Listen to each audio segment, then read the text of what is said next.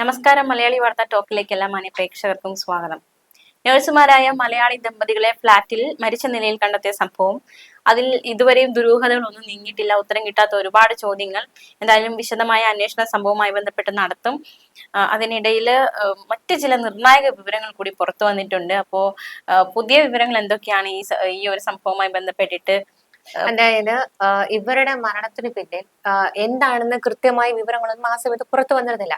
അപ്പോൾ തീർച്ചയായിട്ടും ചില ബന്ധുക്കളും സുഹൃത്തുക്കളും ഒക്കെ വെളിപ്പെടുത്തൽ നടത്തിയത് സൂരജിന് സംശയരോഗമുണ്ട്, ഇതിന്റെ പേരിലാണ് ഇവർ തമ്മിൽ കലഹം ഉണ്ടായതെന്നും ഇതിൽ പ്രകോപിതനായാണ് കൊലപാതകം നടത്തിയത് എന്നൊക്കെ തരത്തിൽ പല വാർത്തകളും പ്രചരിച്ചിരുന്നു. അപ്പോൾ ഇതിനെതിരെ അതായത് ഈ സൂരജിന്റെ സംശയരോഗമാണ് ഈ ഒരു കൊലപാതകത്തിന് പിന്നിലെന്ന ഒരു ആരോപണമൊക്കെ സുഹൃത്തുക്കൾ തള്ളുകയാണ്. അതായത് ഇവരുടെ കൂടെ വർക്ക് ചെയ്യുന്ന സഹപ്രവർത്തകരും പിന്നെ ബിൻസിയുടെ ഉറ്റ സുഹൃത്തുമാണ് ഇത്തരത്തിലൊരു വെളിപ്പെടുത്തൽ നടത്തിയത്. പേര് പറയാനൊന്നും അവർ തയ്യാറായിട്ടില്ല.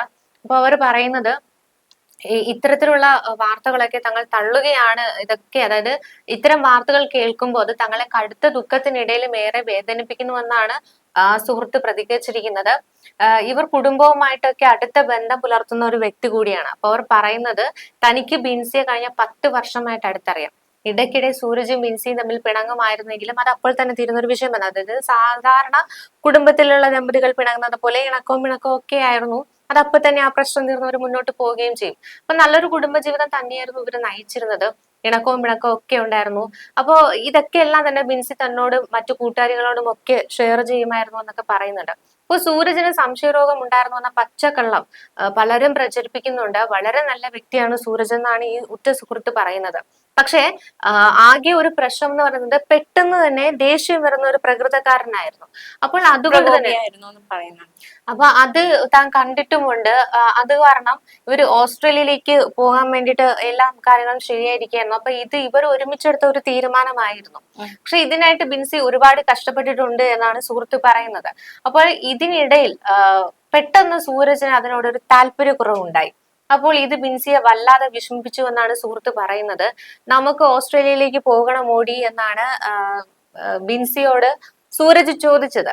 അപ്പോൾ ബിൻസി സ്വാഭാവികമായി തന്റെ സങ്കടം സുഹൃത്തിനോട് പങ്കുവെച്ചുകൊണ്ട് പറയാണ്, ഒരുപാട് കഷ്ടപ്പെട്ടിട്ടാണ് ഇത്ര നല്ലൊരു ഓഫർ വന്നത്. അപ്പോൾ ഈ ഒരു അവസരം കിട്ടിയിട്ടും അത് എങ്ങനെയാണ് വേണ്ട എന്ന് വെക്കുക എന്നുള്ളൊരു സങ്കടത്തിലായിരുന്നു ബിൻസി ഉണ്ടായിരുന്നത്. ഇവർക്കിടയിൽ അങ്ങനെ ഒരു പ്രശ്നം മാത്രമേ ഉണ്ടായിരുന്നുള്ളൂ. അതല്ലാതെ മറ്റു തരത്തിലുള്ള ഒരു പ്രശ്നങ്ങളും ഇവർക്ക് ഉണ്ടായിരുന്നില്ല. ദയവ് ചെയ്ത് മരിച്ചുപോയ രണ്ടുപേർക്കെതിരെ ഇല്ലാത്ത കാര്യങ്ങൾ പ്രചരിപ്പിക്കരുത് എന്നാണ് ആ സുഹൃത്ത് വേദനയോടുകൂടി അഭ്യർത്ഥിക്കുന്നത്. അപ്പോൾ ഇരുവരുടെയും ജീവിതത്തിൽ പ്രശ്നമുള്ളതായി അറിയില്ലെന്നും അവര് പറയുന്നുണ്ട്. അതായത് സന്തോഷത്തോടു കൂടി തന്നെയാണ് ഓസ്ട്രേലിയയിലേക്ക് പോകാനുള്ള തീരുമാനമൊക്കെ എടുത്തിരുന്നത്. അപ്പൊ ഇതിനിടയിലാണ് ഇത്തരത്തിലൊരു പ്രശ്നം ഉണ്ടായത്. അപ്പം സഹോദരനായിരുന്നാലും പറയുന്നത് ഇവർ രണ്ടുപേരും ഒരുമിച്ചെടുത്ത തീരുമാനമാണ്, ഇവർ രണ്ടുപേരും സന്തോഷത്തിൽ തന്നെയായിരുന്നു, മറ്റു പ്രശ്നങ്ങളൊന്നുമില്ല എന്നാണ് ബിൻസിയുടെ സഹോദരനും പറയുന്നത്. കൂടാതെ മക്കളെ നാട്ടിലാക്കിയിരിക്കുകയായിരുന്നല്ലോ, ഇവരെയും പിന്നീട് ഓസ്ട്രേലിയയിലേക്ക് കൊണ്ടുപോകാനായി ഇവർ തീരുമാനിച്ചിരിക്കുകയായിരുന്നു. ഇതിനിടയിലാണ് ഒരു തരത്തിലും എന്താണ് പ്രശ്നമെന്ന് മനസ്സിലാകാത്ത രീതിക്ക് ഇത്തരത്തിലൊരു ആത്മഹത്യയും കൊലപാതകവും അരങ്ങേറുന്നത്.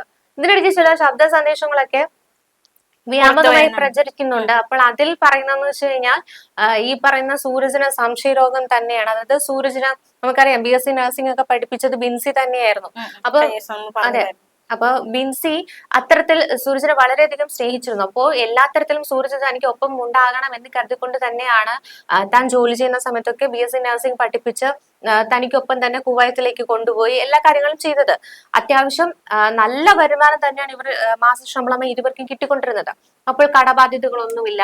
പക്ഷെ ഇതിനിടയ്ക്ക് എപ്പോഴോ സൂരജിന് താൻ ബിൻസിയെക്കാളും മേലെയാണ് എന്ന തരത്തിൽ, അല്ലെങ്കിൽ ബിൻസിയുടെ മേലെ ഒരു ആധിപത്യം സ്ഥാപിക്കുന്ന തരത്തിൽ ഒരു മൈൻഡ് കയറി വരുന്നു. അപ്പോൾ അത്തരത്തിൽ അതായത് താൻ പറയുന്നത് ബിൻസി കേട്ടാൽ മതി എന്നുള്ള ഒരു സംഭാഷണമൊക്കെ അവിടെ ഉടലെടുക്കുന്നു. ഒരു തർക്കമൊക്കെ വരുന്നു. ഇതാണ് ഇവർക്ക് പ്രശ്നമായി മാറിയത് എന്നൊക്കെയാണ് ചില വോയിസ് ഒക്കെ പ്രചരിക്കുന്നത്. അപ്പോൾ ഈ രണ്ട് കാര്യങ്ങളും നിൽക്കുന്നുണ്ട് എങ്കിലും ഇതിൽ കൃത്യമായി എന്താണ് ഈ ഒരു മരണ കാരണം അല്ലെങ്കിൽ കൊലപാതക കാരണമായി അല്ലെങ്കിൽ ഇവർക്ക് ഒരു തർക്കത്തിന് ഇടവെക്കുന്ന തരത്തിലേക്ക് മാറിയതെന്നുള്ള കാര്യമൊന്നും കൃത്യമായി വന്നിട്ടില്ല. അതൊക്കെ പോലീസ് റിപ്പോർട്ട് അനുസരിച്ച് പിന്നീട് പുറത്തു വരികയുള്ളൂ. അപ്പൊ ബന്ധുക്കളായിരുന്നാൽ പോലും ബന്ധുക്കൾ പറയുന്നത് എന്താണ് ഇവരുടെ മരണത്തിൽ സംഭവിച്ചതെന്ന് ഞങ്ങൾക്ക് അറിയില്ല എന്നാണ് ഒരു ബന്ധു പ്രതികരിച്ചിട്ടുള്ളത്. ഇരുവരും തമ്മിൽ കുടുംബ പ്രശ്നങ്ങളൊക്കെ ഉണ്ടായിരുന്നില്ല. ഓസ്ട്രേലിയയിലേക്ക് ജോലി മാറാനുള്ള തയ്യാറെടുപ്പിലായിരുന്നു ഇരുവരും എന്നാണ് ഒരു ബന്ധു പ്രതികരിച്ചിട്ടുള്ളത്. പ്രശ്നമില്ലെന്ന് മാത്രമല്ല നല്ല സ്നേഹത്തിലായിരുന്നു, നല്ല കുട്ടികളാണ് ഇവരെന്നാണ് സൂരജിന്റെ ബന്ധുക്കളൊക്കെ തന്നെ പറയുന്നത്. അപ്പോൾ ഇത്തരത്തിൽ അതായത് നാട്ടിൽ ആർക്കും തന്നെ ഇവരെ കുറിച്ച് നെഗറ്റീവായിട്ട് ഒരു കാര്യവും പറയാനില്ല. അവർ നാട്ടിൽ വരുമ്പോഴെല്ലാം വളരെ സ്നേഹത്തിൽ തന്നെയായിരുന്നു. ഈ പറഞ്ഞ കണക്ക് ചടങ്ങുകളിലായിരുന്നാലും ആ നാട്ടിലെ പരിപാടികൾക്കിടയിലായിരുന്നാലും ഒക്കെ അവര് കൃത്യമായി പങ്കെടുക്കുകയും അത്തരത്തിൽ എന്തെങ്കിലും സഹായം വേണമെങ്കിൽ അവർ സഹായിക്കുകയും ഒക്കെ ചെയ്തിരുന്നു. അപ്പോൾ എല്ലാ തരത്തിലും നാട്ടുകാരുടെ ഒരു പ്രീതി സമ്പാദിച്ചിരുന്ന രണ്ട് വ്യക്തികളാണ്. പക്ഷെ നാട്ടിൽ ഒരു ക്യാരക്ടറും ഇവര് കുവൈറ്റിലേക്ക് പോകുമ്പോൾ മറ്റൊരു ക്യാരക്ടറിലേക്ക് മാറപ്പെടുകയാണ് ചെയ്യുന്നത്. അപ്പൊ കുവൈത്തിൽ പക്ഷെ അവിടുത്തെ അയൽവാസികളൊക്കെ പറയുന്നത് ഇവർ തമ്മിൽ പ്രശ്നമുണ്ടായിരുന്നു, നടന്നു പോകുമ്പോൾ പോലും വഴിയിൽ വെച്ച് പോലും തർക്കിക്കുന്ന തരത്തിലേക്ക് ഇവർ മാറിയിരുന്നു, കലഹം പതിവായിരുന്നു എന്നൊക്കെ പറയുന്നുണ്ട്. അപ്പോൾ നാട്ടിൽ ഇവർക്കറിയാത്ത പല കാര്യങ്ങളും അവിടെ നടക്കുന്നുണ്ടായിരുന്നു എന്നുള്ളതാണ് മറ്റൊരു സത്യം നമുക്ക് പറയാൻ കഴിയുന്നത്. ഇപ്പൊ കഴിഞ്ഞ ദിവസങ്ങൾക്ക് നമ്മൾ അറിഞ്ഞതാണ്, അതായത് വളരെ കോപം വരുന്ന, പെട്ടെന്ന് ക്ഷിപ്രകോപിയായ, എന്തിനും ദേഷ്യപ്പെടുന്ന ഒരു പ്രകൃതമായിരുന്നു. അപ്പൊ അത്തരത്തിലുള്ള വഴക്കാണോ ഇത്തരത്തിൽ ഈ ഒരു കൊലപാതകത്തിലേക്ക് നയിച്ചത് എന്ന തരത്തിലുള്ള ഒരു ചോദ്യങ്ങളൊക്കെ ഉയർന്നതാണ്. അപ്പോ അടുത്ത ബന്ധമുള്ളവർ പറയുന്നത് ഇവർക്കിടയിൽ പ്രശ്നങ്ങൾ ഉണ്ടായിരുന്നു എന്ന് അറിയില്ല, കുടുംബ പ്രശ്നം ഉണ്ടെന്ന് അറിയില്ല, അത്തരത്തിലൊന്നും ഇല്ലായിരുന്നു. പക്ഷെ ഉള്ളിന്റെ ഉള്ളറകളിൽ, കുടുംബ ജീവിതത്തിന്റെ ആഴങ്ങളിൽ അവർ രണ്ടുപേരും മാത്രമായിരുന്ന ടൈമിൽ എന്തെങ്കിലും പ്രശ്നം ഉണ്ടായിരുന്നിരിക്കണം. അതുകൊണ്ടാണല്ലോ ഇത്തരത്തിലുള്ള ഒരു കൊലപാതകം, അതായത് സ്നേഹിച്ച്, നമ്മൾ കഴിഞ്ഞ ദിവസം പറഞ്ഞതാണ്, ഒരു പ്രണയിച്ച് വിവാഹിതരായതാണ്. അപ്പോൾ അത്രയും പ്രണയിച്ച് അത്രയും കൂടെ നിന്ന് സപ്പോർട്ട് ചെയ്ത് ജീവിത പങ്കാളിയെ കൈപിടിച്ചുയർത്തിയിട്ട് പെട്ടെന്ന് ഒരു കൊലപാതകം, ജീവനെടുക്കുന്ന അല്ലെങ്കിൽ കാലനായി മാറിയത് എന്താണ് എന്നത് ഒരു വലിയൊരു ചോദ്യം തന്നെയാണ്. അപ്പൊ അതിനൊരു വ്യക്തത വരാൻ എന്തായാലും അന്വേഷണം നടക്കുന്നുണ്ട്. ആ കുട്ടികൾ അല്ല, ഈ സൂരജ് ബിൻസി ജോലി ചെയ്തിരുന്ന സ്ഥാപനത്തിൽ വിളിച്ച് ബിൻസി ഇനി ജോലിക്ക് വരില്ല എന്ന് ഈ കൊല്ലപ്പെടുന്നതിന് മുന്നേ തന്നെ, അതായത് ആത്മഹത്യ ചെയ്യുന്നതിന് മുന്നേ തന്നെ വിളിച്ച് ഫോണിൽ പറഞ്ഞിരുന്നു. തീർച്ചയായിട്ടും ഇവരുടെ ജോലി സംബന്ധമായ എന്തെങ്കിലും കാര്യങ്ങൾ കൊണ്ടോ മറ്റു തരത്തിൽ, അതായത് സൂരജിന് ഓസ്ട്രേലിയയിലേക്ക് പിന്നീട് പോകാൻ ഒരു താല്പര്യക്കുറവ് വന്നു. ചിലപ്പോൾ അത് സംബന്ധമായിട്ടുള്ള തർക്കമാകാം ഇത്തരത്തിലൊരു കൊലപാതകത്തിൽ കലാശിച്ചത്. അപ്പോൾ ഇനി ജോലിക്ക് പോകാൻ പാടില്ല എന്നുള്ളൊരു നിബന്ധന ചിലപ്പോൾ സൂരജ് വച്ചിട്ടുണ്ടാവാം.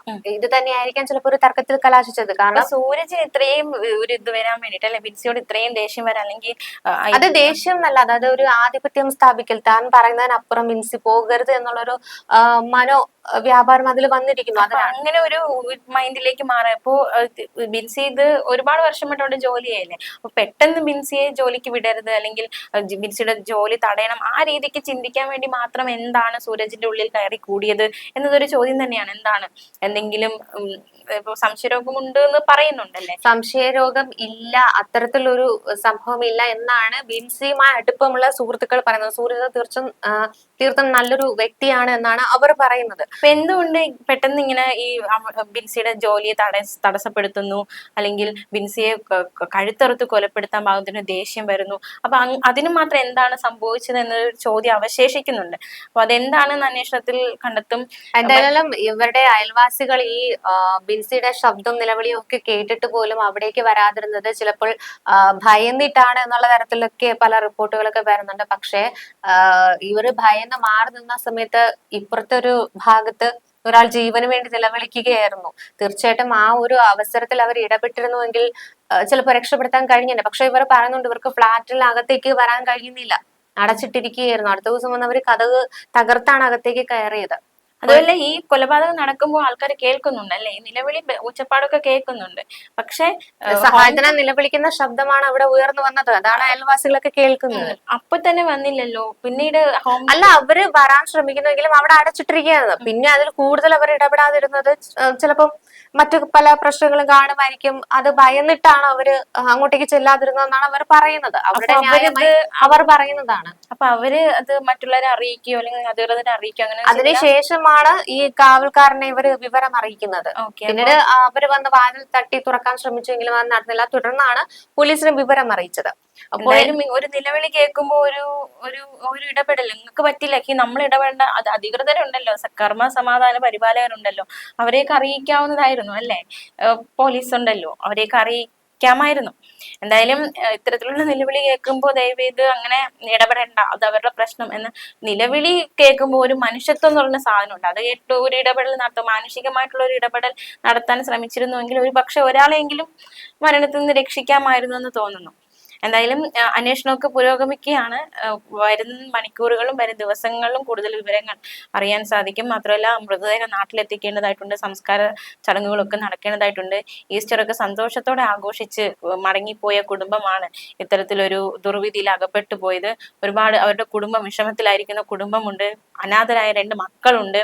അപ്പോൾ ഇങ്ങനത്തെ സംഭവങ്ങൾ ആവർത്തിക്കാതിരിക്കട്ടെ. കുടുംബജീവിതത്തിലെ പ്രശ്നങ്ങളൊക്കെ ഒരു ഇത്തരത്തിലൊരു തലത്തിലേക്ക് നീങ്ങാതിരിക്കാൻ മാക്സിമം ദമ്പതികൾ ശ്രമിക്കുക. പറ്റില്ല എങ്കിൽ ഇട്ടിട്ട് പോവുക, അല്ലെ? ഡിവോഴ്സ് ആവാനുള്ള ഒരു ഓപ്ഷൻ ഉണ്ടല്ലോ. അല്ലാതെ അതിന് മറിച്ചുള്ള കൊലപാതകം, അടി പിടി, ആ ഒരു രീതിയിലേക്ക് മാക്സിമം അത് ദമ്പതികളുടെ കയ്യിലിരിക്കുന്നതാണ്. അവർ തന്നെ ശ്രമിക്കുക, അങ്ങനത്തെ ഒരു രീതിയിലേക്ക് പോവാതിരിക്കാൻ ശ്രമിക്കുക. എന്തായാലും എത്രയും വേഗം തന്നെ പോസ്റ്റ്മോർട്ടം നടപടികളൊക്കെ പൂർത്തിയാക്കിയതിനു ശേഷം മണ്ഡലം സെന്റ് ജൂഡ് പള്ളിയിൽ സംസ്കാര ചടങ്ങുകൾ നടത്തുമെന്നാണ് അറിയാൻ കഴിയുന്നത്. ആ കുഞ്ഞുങ്ങളെ ഒന്നും ഇതുവരെ അവര് വിവരമൊന്നും അറിയിച്ചിട്ടില്ല. ആ കുഞ്ഞുങ്ങളോട് എങ്ങനെ അറിയിക്കാനാണ്? തീർച്ചയായിട്ടും അച്ഛനും അമ്മയും എന്ന് പറഞ്ഞ് കരയുന്ന ഒരു പ്രായമാണ് അവർ. അപ്പോൾ തീർച്ചയായിട്ടും അവരൊന്നും അറിഞ്ഞിട്ടില്ല. പിന്നെ അത് മാത്രമല്ല, വിൻസിയുടെ പിതാവ് തടിമില്ലിലൊക്കെ ജോലി ചെയ്യുന്ന വ്യക്തിയായിരുന്നു. അപ്പൊ അദ്ദേഹം പണ്ട് ഇത് കണക്കെ ഒരു തടിമില്ലിൽ ജോലി ചെയ്യുന്നതിനിടയ്ക്ക് ഒരാളോട് ലിഫ്റ്റ് ചോദിച്ച് വണ്ടിയിൽ കയറി പോകുന്നതിനിടയ്ക്ക് ആക്സിഡന്റ് ആയി ഒരു കാലൊക്കെ നഷ്ടപ്പെട്ട വ്യക്തിയാണ്. അപ്പോൾ അത്തരത്തിൽ നിന്ന് ഒരു കുടുംബത്തിനെ കരകയറ്റിയത് തന്നെ ഈ ബിൻസിയാണ്. അപ്പൊ ബിൻസിയുടെ ആ ഒരു ജോലിയിൽ നിന്ന് തുടങ്ങിയതാണ് ഇവരുടെ ഒരു കുടുംബത്തിന് മുന്നേറ്റം എന്ന് പറയുന്നത്. അപ്പോൾ അത്രത്തോളം ബിൻസി എല്ലാ തരത്തിലും കഷ്ടപ്പെട്ട് തന്നെയാണ് ഇന്ന് ഈ കാണുന്ന നിലയിലേക്ക് എത്തിയതും സൂരജിനെ എത്തിച്ചതും. എന്നിട്ടും ഇവർ തമ്മിലുള്ള എന്തോ ഒരു മിസ്അണ്ടർസ്റ്റാൻഡിങ്ങിന്റെ പേരിൽ പല പ്രശ്നങ്ങളും ഉടലെടുക്കുന്നു. അതിന്റെ പേരിൽ തർക്കങ്ങൾ ഉണ്ടാവുന്നു. ഏറ്റവും ഒടുവിലായിട്ട് ഒരു കൊലപാതകം എന്ന രീതിക്ക് അത് അവിടെ 2 പേരുടെ ജീവനും നഷ്ടപ്പെടുകയാണ്. ഏറ്റവും ഒടുവിൽ ബാക്കിയായത് ആ 2 കുരുന്നുകൾ മാത്രമാണ്. ഇനി എന്തായിരിക്കും അവരുടെ ഭാവി എന്നുള്ളത് തീർച്ചയായിട്ടും നമുക്ക് ചിന്തിക്കാവുന്നതേ ഉള്ളൂ. എന്തായാലും ദൈവം എല്ലാത്തിനും അവർക്ക് തുണയായിട്ട് ഉണ്ടാകട്ടെ എന്നാണ് നമ്മുടെ പ്രാർത്ഥന.